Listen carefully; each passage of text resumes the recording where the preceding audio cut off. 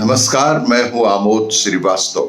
Amazing thought, amazing message, amazing information की दिशा में आज एक कदम और आगे। आज के इस जानकारी का विषय है देवी देवताओं के वाहन। आपको ये मेरा वीडियो अच्छा लगे तो लाइक करें, शेयर करें और लाल बटन दबाकर सब्सक्राइब अवश्य करें। साथ ही बेल आइकन दबाना बिल्कुल ना भूलें। कोविड के संदर्भ में जब तक कोई दवाई नहीं तब तक कोई ढिलाई नहीं। कोविड के नियमों का अक्षरशः पालन करें। कि आज जानते हैं क्यों देवी देवताओं की सवारी होते हैं पशु पक्षी। प्रमुख देवी देवता और उनके वाहन की आज चर्चा। शास्त्रों के मुताबिक हर देवी और देवता का एक वाहन होता है। जैसा कि पौराणिक काल से हम जानते सुनते चले आ रहे हैं कि शास्त्रों के मुताबिक प्रत्येक देवी देवता के अपने एक वाहन होते हैं। खास बात यह है कि इनके वाहन के लिए पशु पक्षियों को ही क्यों चुना गया। क्या आप जानते हैं इसके पीछे क्या कहानी है? क्यों देवी देवता की सवारी के लिए पशु पक्षियों को ही चुना गया? आध्यात्मिक, वैज्ञानिक और व्यवहारिक कारणों से भारतीय मनीषियों ने देवताओं के वाहनों के रूप में पशु पक्षियों को जोड़ा है। माना जाता है कि देवताओं के साथ पशुओं को उनके व्यवहार के अनुरूप ही जोड़ा गया है। ऐसी मान्यता है कि देवताओं के साथ साथ पशु पक्षियों के उनके व्यवहार के अनुरूप ही देवी देवताओं के साथ उनको जोड़ा गया है। अगर पशुओं को भगवान के साथ नहीं जोड़ा जाता तो शायद पशु के प्रति हिंसा का व्यवहार और ज्यादा होता। भारतीय मनीषियों ने प्रकृति और उसमें रहने वाले जीवों की रक्षा का एक संदेश दिया है। हर पशु किसी न किसी भगवान का प्रतिनिधि है। प्रत्येक पशु किसी न किसी देवी देवता या भगवान का प्रतिनिधि है, उनका वाहन है।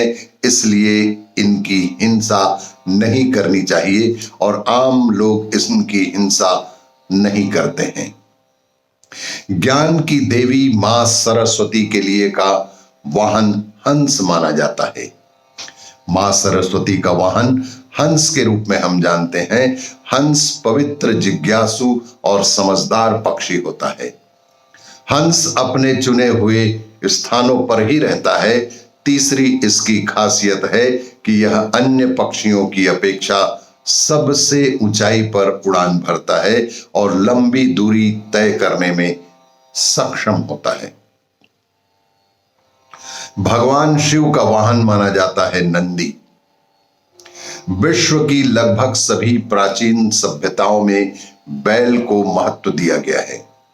सुमेरियन, बेबीलोनिया, असीरिया और सिंधु घाटी की खुदाई में भी बैल की मूर्ति पाई गई है।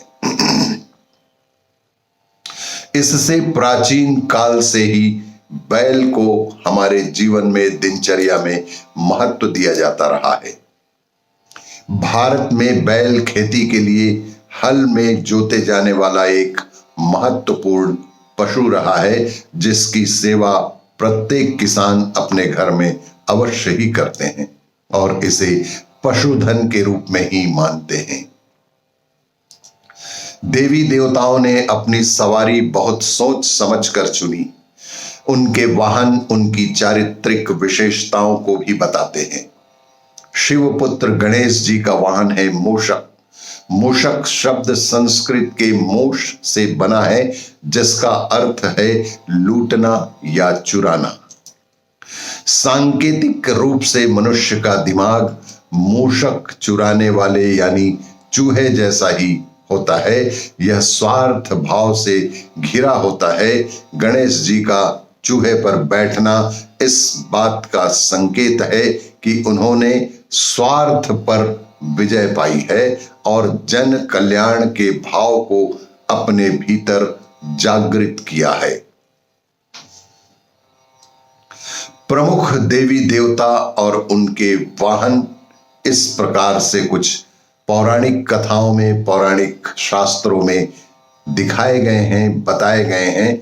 जैसे कि भगवान विष्णु क्यों करते हैं गरुड़ की सवारी।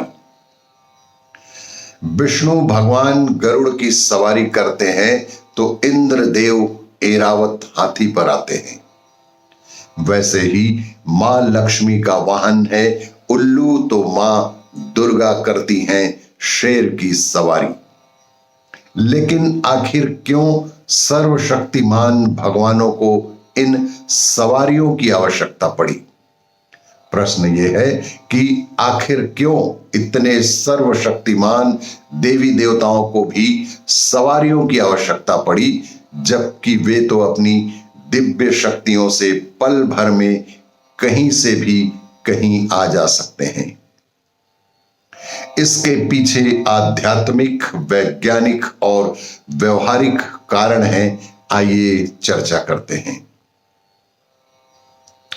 शिव और नंदी, शिव भोले भाले, सीधे चलने वाले, लेकिन कभी कभी भयंकर क्रोध करने वाले देवता के रूप में जाने जाते हैं। तो उनका वाहन है नंदी यानी बैल। यह शक्ति, आस्था व भरोसे का प्रतीक होता है। इसके अतिरिक्त भगवान शिव का चरित्र मोह माया और भौतिक इच्छाओं से परे रहने वाला बताया गया है। बैल यानी कि नंदी इन विशेषताओं को पूरी तरह चरितार्थ करता है और इसीलिए शिव के वाहन के रूप में जाना जाता है। मां दुर्गा और शेर। दुर्गा तेज, शक्ति और सामर्थ्य की प्रतीक है। मां दुर्गा तेज, शक्ति और सामर्थ्य के रूप में जानी जाती हैं, तो उनके साथ सिंह है। शेर प्रतीक है आक्रामकता और शौर्य का। यह तीनों विशेषताएं मां दुर्गा के आचरण में भी देखने को मिलती है। यह भी रोचक है कि शेर की दहाड़ को मां दुर्गा की ध्वनि ही माना जाता है, जिसके आगे संसार की बाकी सभी आवाजें कमजोर लगती हैं। भगवान विष्णु और गरुड़। गरुड़ प्रतीक है दिव्य शक्तियों और अधिकार का। गरुड़ एक प्रतीकात्मक दिव्य शक्तियों और अधिकार का है। भगवत गीता में कहा गया है कि भगवान विष्णु में ही सारा संसार समाया है। सुनहरे रंग का, बड़े आकार का यह पक्षी इसी ओर संकेत करता है। भगवान विष्णु की दिव्यता और अधिकार क्षमता के लिए यह सबसे सही प्रतीक के रूप में माना गया है।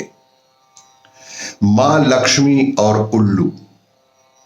मां लक्ष्मी के वाहन उल्लू को सबसे अजीब चयन माना जाता है।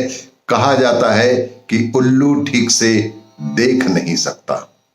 ऐसा माना जाता है कि उल्लू ठीक तरह से देख नहीं पाता, लेकिन ऐसा सिर्फ दिन के समय होता है।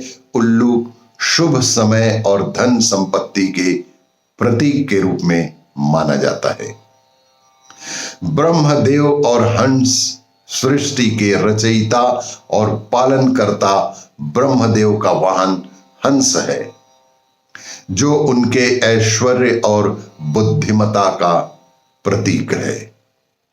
और भी इसी तरह की जानकारियों के लिए देखते रहिए मेरा वीडियो। लाइक करें, शेयर करें और सब्सक्राइब अवश्य करें। धन्यवाद।